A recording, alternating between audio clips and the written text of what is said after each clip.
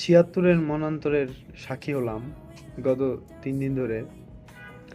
Gas শেষ, ঢাকা শহরে gas শেষ, টাকা নাই, ঢাকা শহরে সিলিন্ডার নাই।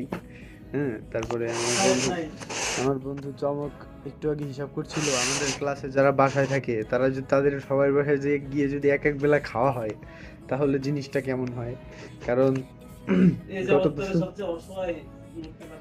গত পরশু কারেন্ট গেছে, সরি, গত পরশু গ্যাস শেষ হয়েছে রান্না করা শুরু করার আগে। গতকালকে রাত্রে বাইরে খাওয়া লাগছে।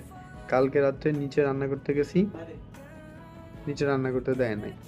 উপরে আসছি, বন্ধুর বাসায় কোনো মতে হাত পা ধরে রান্না করছি, সেটা দিয়া কালকে রাত্রে খাইছি, আজকে সকালে খাইছি। এখন রাত্রেবেলা খাবো, ভাত নাই। রাইস কুকার দিছি, রাইস কুকার নষ্ট। নিচে খাবার আনাইতে গেছি, গেট অফ। পড়তে হয়েছি, লাইটে চার্জ শেষ। এভাবে চলছে জীবন। দেখা যাক, বেঁচে থাকলে দেখা হবে, না হলে দুর্ভিক্ষে জীবন চলে যাবে। Good night.